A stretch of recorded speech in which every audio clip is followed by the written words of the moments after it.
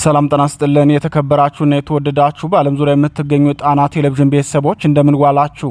የከበረ ሰላምታችን ከጣና ቴሌቪዥን ዜና ክፍል ይድረሳችሁ በማለት የግንቦት 26 ቀን 2018 ዓ.ም የጣና ቴሌቪዥን የዕለቱን ዜናዎች እናስደምጣችኋለን። እስከ መጨረሻው አብራችሁን ከቆያችሁ የምትሰሟቸውን መረጃዎች ርዕሶቹን አስቀድመን እናስደምጣችኋለን። የተረዳነው በህዝብ የተናቅን መሆናችን ነው ሲሉ የብልጽግና ስርዓት ከፍተኛ ባለስልጣን መናገራቸው ተሰምቷል። ብልጽግናው ብቻውን ተወዳዳሪ አስመራጭና ተመራጭ በሆነበት የጨረባ ምርጫ ያጋጠመው ህዝባዊ ተቃውሞና ውግዘት ምን ያህል እንደሆነ በዝርዝር እናስደምጣችኋለን። መንግስት ወደ አሸባሪነት ተቀይሯል ሲሉ የሸዋ ጠቅላይ ግዛት ነዋሪዎች ክስ አቅርበዋል። ከቅርቡ የጨረባ ምርጫ በኋላ በአካባቢው እየተፈጸሙ ነው የተባሉ ድርጊቶች ምን ይመስላሉ? የነዋሪዎች ምስክርነትና የተሰበሰቡ መረጃዎችን በዜናችን ይደመጣሉ። ጥቃቱን ለምን አጋለጣችሁ በሚል ተጎጂዎች ተጨማሪ ጫና እየደረሰባቸው መሆኑን የኦሮሚያ ክልል ነዋሪዎች ተናግረዋል።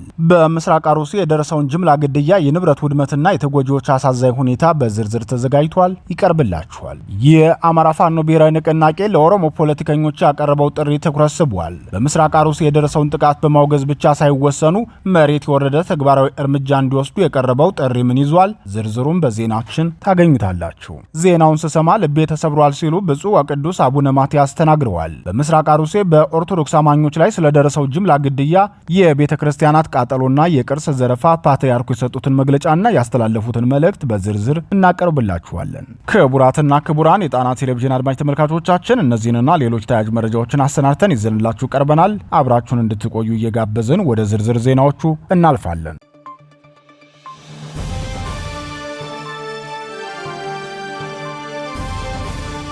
የተረዳነው በህዝብ የተናቅን መሆናችን ነው። ባለስልጣኑ ብልጽግናው ብቻውን ተወዳዳሪና ራሱ መራጭም አስመራጭም እንዲሁም ተመራጭ በሆነበት ምርጫ ብቻውን ተወዳድሮም ፍርሃቱ አለቀቀውም ነበር ሲሉ ታዛቢዎች ተናገሩ። ተደጋጋሚ ወቀሳ፣ ነቀፋና ትችት ባስተናገደ የብልጽግናው የጨረባ ምርጫ ስርዓቱ በህዝብ ዘንድ የተጠላና የተናቀ መሆኑን ያረጋገጠበት መሆኑን ተመልክቷል ሲሉ አንድ የስርዓቱ ከፍተኛ ሹም ተናገሩ። የአማራ ክልል ከፍተኛ ሹም የሆኑት የጣና ቴሌቪዥን ምንጫችን ከሳምንታት በፊት ለሚዲያችን የሰጡትን አስተያየት በማስታወስ ከ3 ሳምንት በፊት እንደነገርኳችሁ መንግስታችን ጫና ላይ ነው። በተለይም የኢኮኖሚው ፈተና ከባድ ሆኖብናል። የፋኖ ውጊያ፣ የቀጠናው ኃይሎች ትንኮሳና የዓለም አቀፉ ማህበረሰብ ተደጋጋሚ ወቀሳዎች በበዙብን በዚህ ሰዓት ምርጫው መድረሱ የበለጠ ጫና ላይ ጥሎናል። ምርጫውን ባናካሄድ የሚጠብቀን ምን እንደሆነ ስለምናውቅ ሂደቱ ምንም ይሁን ምን ማንም ተቀበለውም አልተቀበለውም ምርጫውን መካሄድ አለበት የሚል መመሪያ የወረደው የካቲት ላይ ነው። እስከ የካቲት ድረስ በምርጫው ጉዳይ የተረጋገጠ አቋም አልተያዘም ነበር ሲሉ የመንግስታቸውን ሁኔታ ይገልጻሉ። በዚህ መልክ የአደጋ ጊዜ መውጫ በር አድርጎ ስርዓቱ ምርጫውን ሊጠቀምበት አቅዶ ወደ ምርጫ መግባቱን የሚናገሩት የብልጽግናው ሹም ህዝቡ በእኛ ላይ እምነት እንዳጣብን ብናውቅም በዚህ መጠን እንደጠላንና እንደናቀን የተረዳ ነው ከምርጫው ዋዜማ ጀምሮ ባደረግነው ቅኝትና ግምገማ ነው።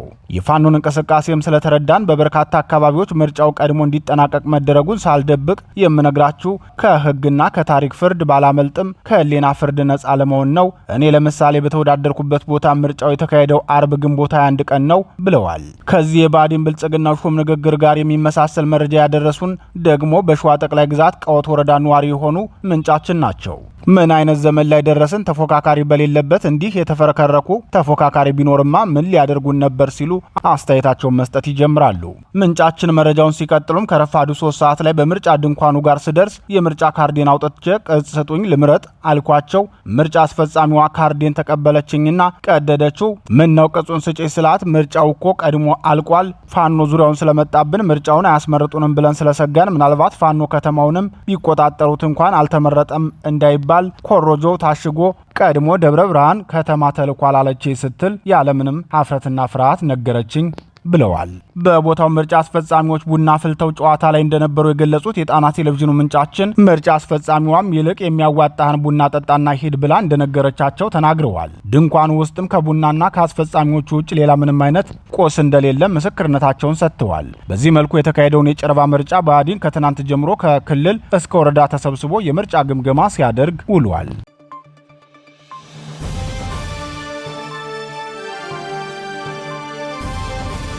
መንግስት ወደ አሸባሪነት ተቀይሯል። በቅርቡ ያካሄደው የጨረባ ምርጫ ፖለቲካዊና ወታደራዊ ኪሳራ ያስከተለበት የብልጽግናው ስርዓት ከትናንት ግንቦት 25 ጀምሮ ወደ መንግስታዊ አሸባሪነት የተቀየረበትን ወንጀል መፈጸሙን አስተያየታቸው ለጣና ቴሌቪዥን የሰጡ የሸዋ ጠቅላይ ግዛት ነዋሪዎች ተናገሩ።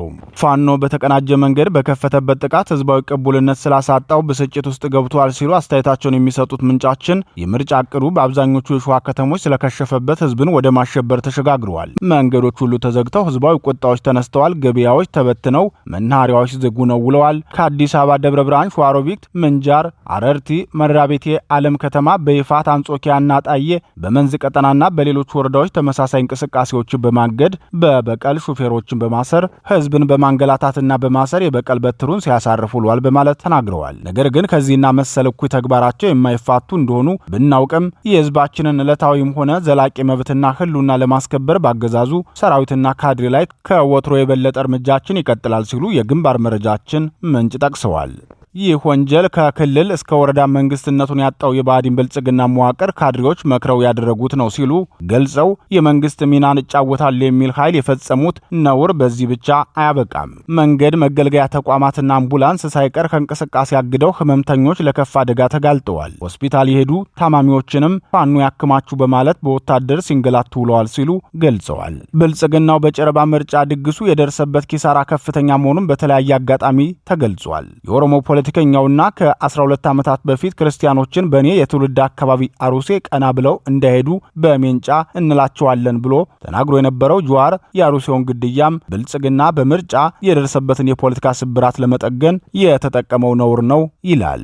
የአካባቢው ነዋሪዎችና ተጎጂዎች ጥቃቱ የተፈጸመው በመንግስት ካድሬዎችና በኦነግ ሸኔ ወይም የኦሮሞ ነጻነት ሰራዊት አማካኝነት ነው ብለው ቢናገሩም ጀዋር ግን ጥቃቱ የተፈጸመው በኦነግ ሰራዊት አይደለም ሲል ይናገራል። ጀዋር መከራከሪያውን የሚያቀርበው ስርዓቱ በምርጫው ድራማ ከደረሰበት ውርደት ትኩረት ለማስቀየር የቀየሰው አዲስ ፍጅት ነው በማለት ነው። ጀዋር ሐሳቡን ሲቀጥልም ከ2 ሳምንት በፊት ከምዕራብ ሐረርጌ ዳሩ ለቡ ወረዳና ከአርሴ ሸነን ኮሉ ወረዳ በመነሳት ወደ አርሴ ዞን አሰኮ ወረዳ ሲጓዙ የነበሩ የከብት ነጋዴዎች በአሰቃቂ ሁኔታ ይገደላሉ።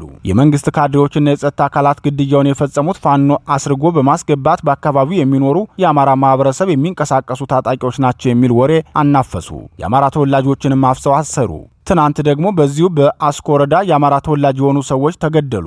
ገዳይ ታጣቂዎች በአንድ በአቅራቢያው ባለ ቤተ ክርስቲያን ላይም ጥቃት ለማድረስ የሞከሩ ሲሆን በአካባቢው ህዝብ ርብርብ ከቦታው ተባረው ቤተ ክርስቲያኑን ለማትረፍ ተችሏል። ይህን ጥቃት ደግሞ ከሳምንት በፊት ለተፈጸመው በቀል ሸኔ የፈጸመው ነው በማለት የኦሮሞ ተወላጆችን እያፈሱ ይገኛሉ ብሏል። ጀዋር ሲቀጥልም በዞኑ ተደጋጋሚ የግድያዎች ሴራን የሚያቀነባብረው የ120 ማፊያ አባልና የዞኑ የጸጥታ ቢሮ ኃላፊ ስንታየው ጥላሁን መሆኑን ባለፈው ወር ማጋለጣችን ይታወሳል። ከወያኔ ዘመን ጀምሮ በዞኑ ዋና የደህንነት ሰው ሲሆን አገዛዙ ተቃውሞ በገጠመው ጊዜ ሁሉ የብሔርና ሃይማኖት ግጭቶችን የሚቀሰቅስ አደገኛ ሰው ነው በማለት ጥቃቱ በኦነግ ሰራዊት ሳይሆን በኦህዴድ ስርዓት የተፈጸመ መሆኑን ተናግሯል።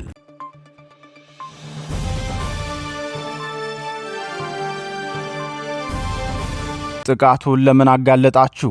ብልጽግና በብሔር ማንነትና በሚከተሉት ሃይማኖት እየተለዩ ንጹሃን ዜጎች ያለ ረፍት የሚፈናቀሉበት በግፍና በገፍ የሚገደሉበትና ሀብት ንብረትም ሆነ መንፈሳዊ ተቋማትና ቅርሶች የሚወድሙበት የኦሮሚያ ክልል ሰሞኑን በከንቲባ አዳነች አቤቤ የትውልድ ቀዬ በኦርቶዶክስ ሃይማኖት ተከታዮች ላይ የደረሰው ጅምላ ግድያ ለምን በሚዲያ ተጋለጠ በማለት ተጎጂዎችን የበለጠ የማሳደድ ወንጀል እየተፈጸመ መሆኑን የአካባቢው ነዋሪዎች ተናገሩ።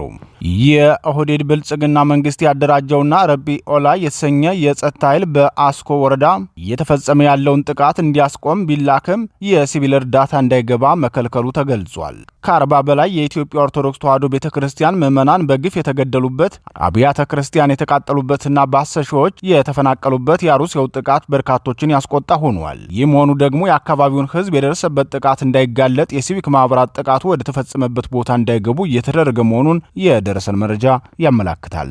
በኦሮሚያ ክልል ምስራቅ አርሲ ዞን በአስኮ ወረዳ በኦርቶዶክስ ተዋሕዶ ሃይማኖት ተከታዮችና አብያተ ክርስቲያናት ላይ የተሰነዘረውን መጠነ ሰፊ ጥቃት ተከትሎ የወጡ አዳዲስ መረጃዎች እንደሚያመላክቱት የብልጽግናው መንግስት የጸጥታ ኃይሎች በስፍራው ደርሰው ጥቃቱን ከመከላከል ይልቅ ከጦርነቱ ቀጠና ርቀው ድጋፍ ወደ አካባቢው እንዳይገባ መከልከላቸው ተገልጿል። ይህም በተጎጂዎች ላይ የበለጠ ሌላ የመጠቃት ስሜትን የፈጠረ ሆኗል። የወረዳው አስተዳደር በሚዲያ ላይ እየተፈጠረ ያለውን ተጽዕኖ ተከትሎ ረቢ ኦላ የተባሉ ወደ 100 የሚጠጉ የጸጥታ አባላትን ወደ አካባቢው እንዳስገባ አንድ የክልሉ መንግስት የመረጃ ምንጭ ነገረ ብሎ መሰረት ሚዲያ እንደዘገበው እነዚህ ኃይሎች ከጥቃቱ ቀጠና 25 ኪሎ ሜትር ርቀት ላይ በሚገኙት አርባ ቀላና ቡርቡጭ በተባሉ አዋሳኝ ቦታዎች ላይ ከወረዳው ካድሬዎች ጋር በሬ በማረድ እስከ ምሽቱ 1 ሰዓት ድረስ ምንም አይነት ወታደራዊ እንቅስቃሴ ሳያደርጉ ቆይተዋል ሲል ምንጮቹን ጠቅሶ ዘግቧል። በምዕመናኑ ሞትና መፈናቀል ላይ ደስታቸውን በሬ በማረድ የገለጹት የወረዳው ካድሬዎችና የጸጥታ ኃይል አባላት ጥቃቱን ከማስቆም ይልቅ ተጎጂዎች ስቃያቸው እንዲጠናባቸው የሚያደርጉት ተግባር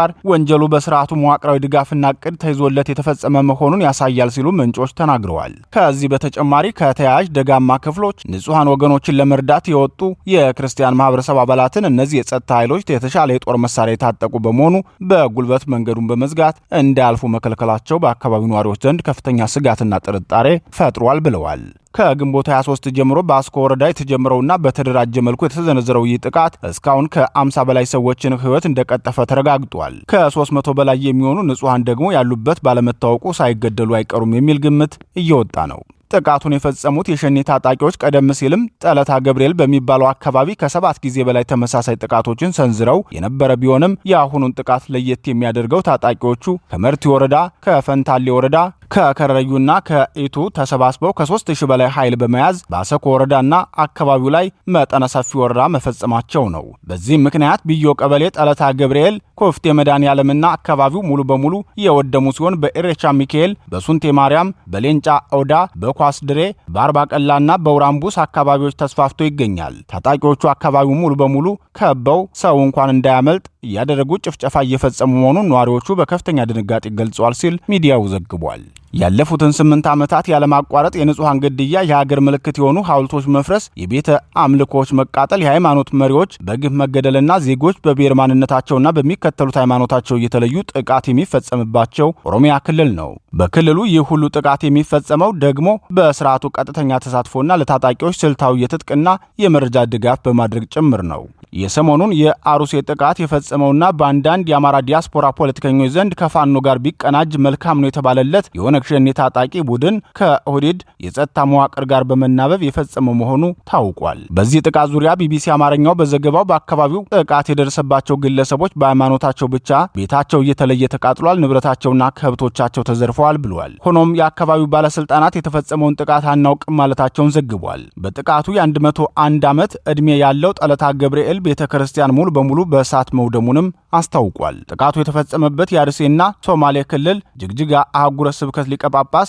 ብፁዕ አቡነ ኤልሳ ባወጡት መግለጫ በምስራቅ አርሲ ሀገረ ስብከት በአሰኮ በሽርካና ሆንቆሎ ዋቤ ወረዳዎች ኦርቶዶክሳውያን መገደላቸውን ከ280 በላይ ምዕመናን መፈናቀላቸውንና የ101 ዓመት ቤተ ክርስቲያን መቃጠሉን አመላክተዋል። ካራ ኩፍተና መድኃኔዓለም በተባለው ቤተ ክርስቲያን ላይ ዘረፋ መፈጸሙን የገለጹት ጳጳሱ ምዕመናን ጽላቱን ይዘው ተሰደዋል፣ መኖሪያ ቤታቸው ተቃጥሏል ሲሉ በመግለጫው ጠቅሰዋል። በአካባቢው የቤተ ክርስቲያን አገልጋይ የሆኑ ሌላ ግለሰብ በበኩላቸው በጥቃቱ ሚልሻ የነበረው ወንድማቸው መገደሉን ገልጸው ጠለታ ገብርኤል ደብር ከታቦተ ሕጉ ውጭ ሙሉ በሙሉ ወድሟል ሲሉ ተናግረዋል።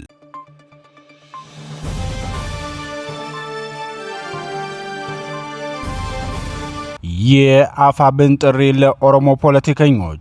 በኦሮሚያ ክልል ምስራቅ አርሲ ዞን የደረሰውን ጥቃት አስመልክቶ ድርጊቱን ያወገዘው የአማራ ፋኖ ብሔራዊ ንቅናቄ ጥቃቱን የፈጸመው የክልሉ መንግስት መሆኑን ገልጾ ይህን ድርጊት እያወገዙ ላሉ የኦሮሞ ፖለቲካ ኃይሎች ድጋፉን ገልጿል። የብሔሩ ፖለቲከኞችም ድርጊቱን ከማውገዝ በዘለለ መሬት የወረደ ስራ እንዲሰሩ ጥሪ አቅርበዋል።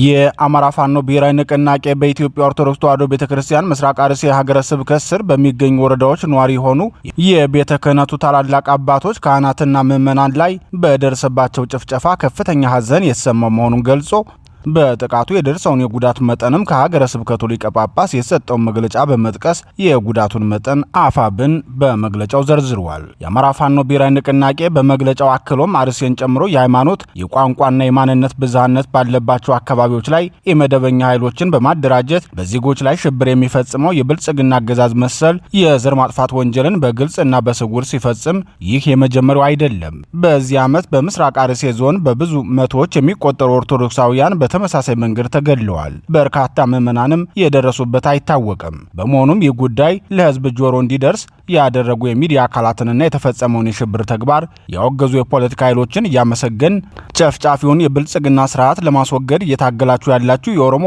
የፖለቲካ ኃይሎችና ተጽዕኖ ፈጣሪ ፖለቲከኞች መሬት የወረደ ትግል በማድረግ በኦሮሚያ ክልል የሚኖረው የአማራ ህዝብ ህልውናው እንዲከበር የበኩላችሁን እንድታደርጉ ወገናዊ ጥሪያችንን እናቀርባለን ሲል ጥሪውን አስተላልፏል። የሀገር ውስጥና ዓለም አቀፍ ሰብአዊ መብት ተሟጋች ድርጅቶች ማንነትና ሃይማኖትን መሰረት ያደረገውን መንግስት መር ጭፍጨፋ በዝምታ ማየታቸውን ያወገዘው የአማራ ፋኖ ብሔራዊ ንቅናቄ የእናንተ ዝምታ ስርዓት መሩን የንጹሃን ማንነት ተኮር ጭፍጨፋ ከመተባበር ተለይቶ የማይታይ በመሆኑ የአሁኑን ጨምሮ ከዚህ በፊት የተፈጸሙት የሽብር ተግባራት ተጣርተው በስርዓቱ ላይ ዲፕሎማሲያዊ እርምጃ እንዲወሰድ ግፊት እንድታደርጉ እንጠይቃለን። ይህንን ብሔርና ሃይማኖትን መሰረት ያደረገ መንግስታዊ ግድያ አዳዲስ ገዳይ ዩኒቶችን በማቋቋም የሚፈጸመው እና የሚያስፈጽመውን የብልጽግና ስርዓት በማስወገድ ሀገራችንን ከቀውስና ከሽብር አገዛዝ እንድናላቀቅ ለመላው ኢትዮጵያውያን ሁሉ ጥሪ እናቀርባለን ብሏል።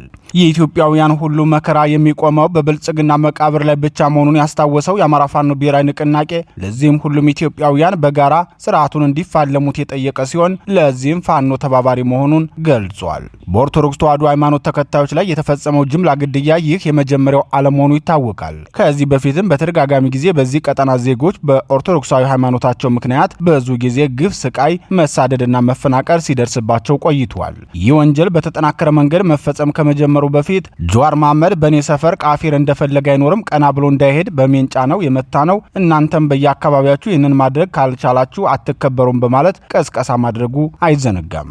የህወሓት መሩ ኢህአዴግ ስልጣኑን በኦህዴድ መሩ ብልጽግና ከተቀየረ በኋላ ደግሞ በተለይም የጀዋር መሐመድና የአዳነች አቤቤ የትውልድ ቀዬ በሆነው አሩሲ የጠቅላይ ግዛት ምስራቅ አሩሲ ዞን የኦርቶዶክስ ተዋሕዶ ሃይማኖት ተከታዮች መከራቸው ጨምሯል። በተለይም ከ7 ዓመታት በፊት ጀዋር መሐመድ ወደ አሩሲ ባቀናበት ወቅት የኦሮምኛ ዘፋኙ ሃጫሉ ሁንዴሳ በተገደለበትና ጀዋር ተከበብኩ ብሎ የግድያ ጥሪ ባቀረበበት ወቅት የተፈጸመው ጅምላ ግድያ አይዘነጋም። ሰሞኑንም ብልጽግና የምርጫ ፖለቲካ ስብራቱን ለመጠገን ሲል በስልጣን እንጂ በዓላማና በተግባር ከሚመሳሰለው የክልሉ ታጣቂ ቡድን ጋር በቅንጅት የፈጸመው ጥቃት መሆኑን የፖለቲካ ተንታኞች ተናግረዋል።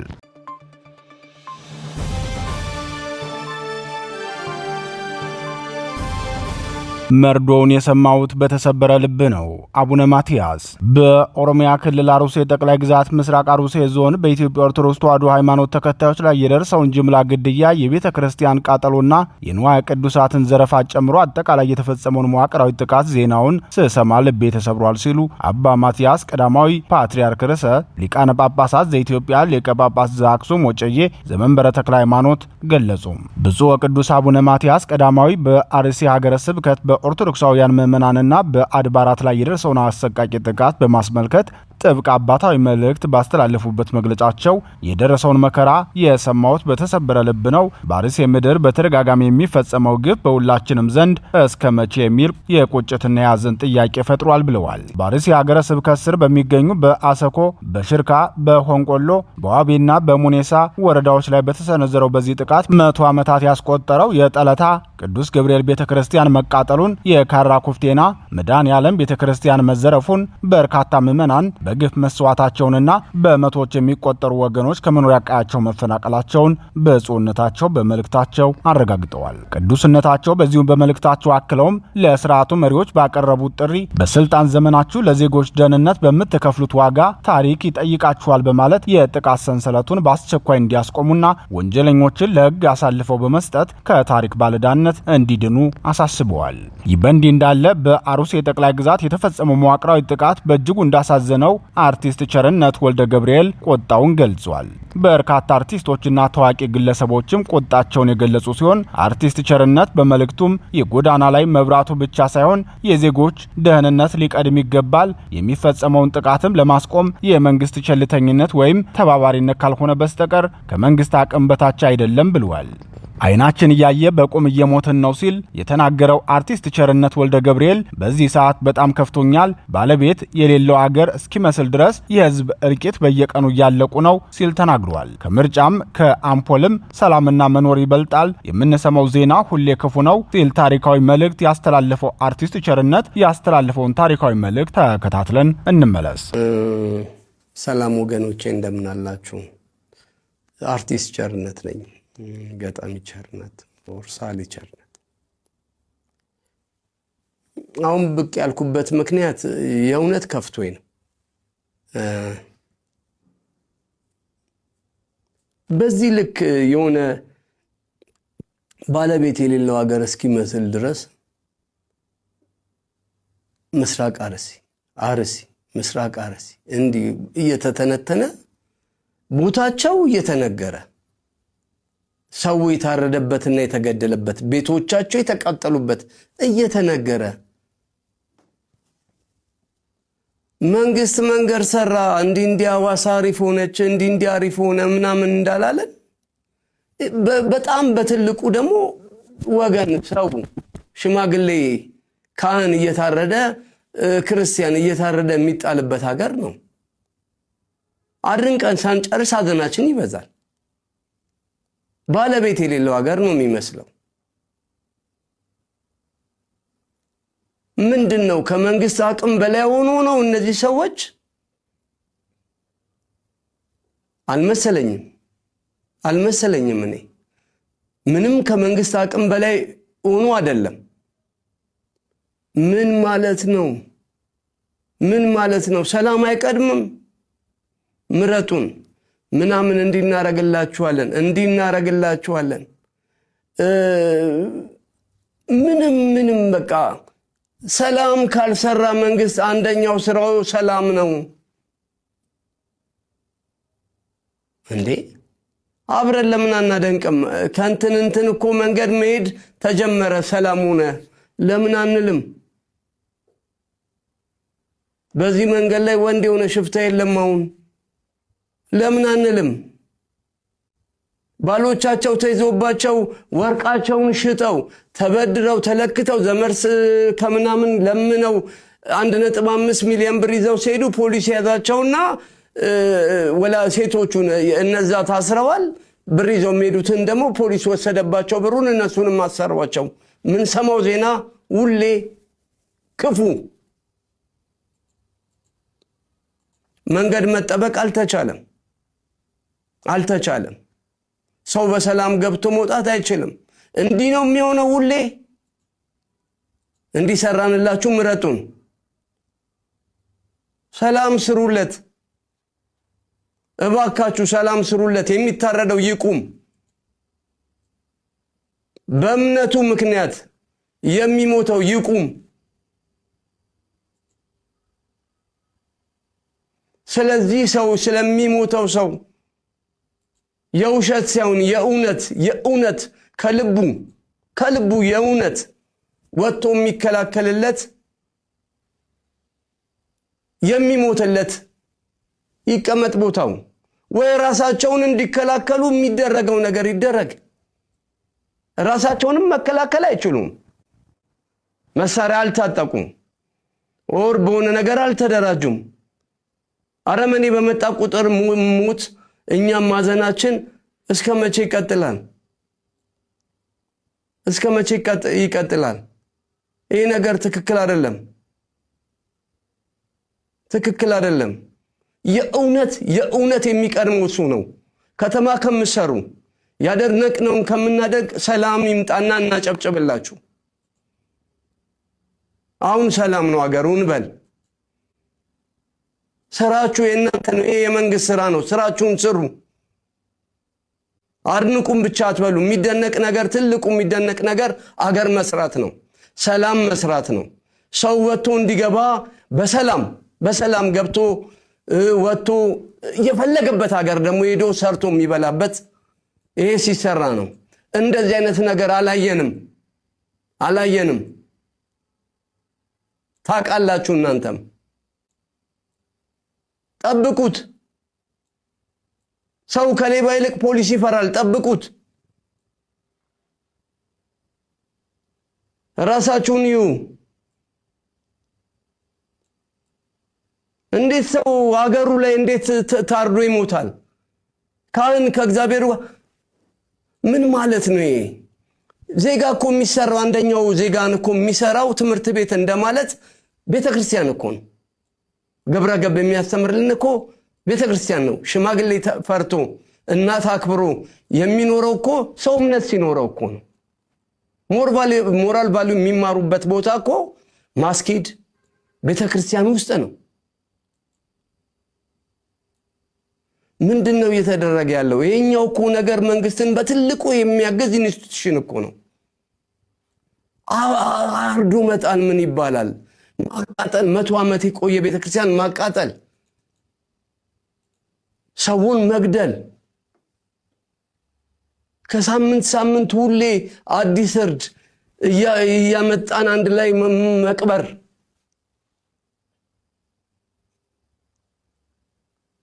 እንዴ ወገኖቻችን እኮ ናቸው፣ እናቶቻችን አባቶቻችን እኮ ናቸው የሚሞቱት። እኛ ከተማ ስላለን ነው። መርዶ እኮ የኛ ነው።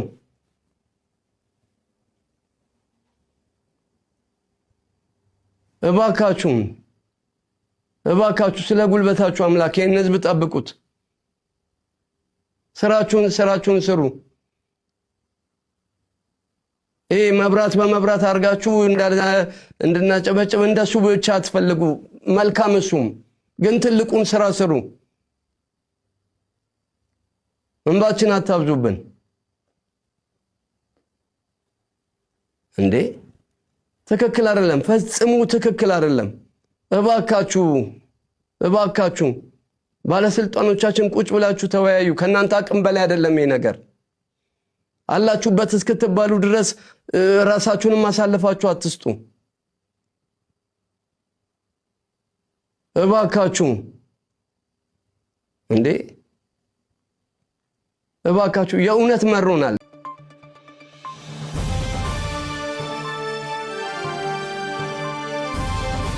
የተወደዳችሁና የተከበራችሁ የጣና ቴሌቪዥን አድማጭ ተመልካቾቻችን የሰዓቱ ዜናችን የተከታተላችሁትን ይመስል ነበር። በምሽቱ ጣና ዜናችን እስከምንገናኝ በዚሁ ተሰናበትን። ጤና ይስጥልን።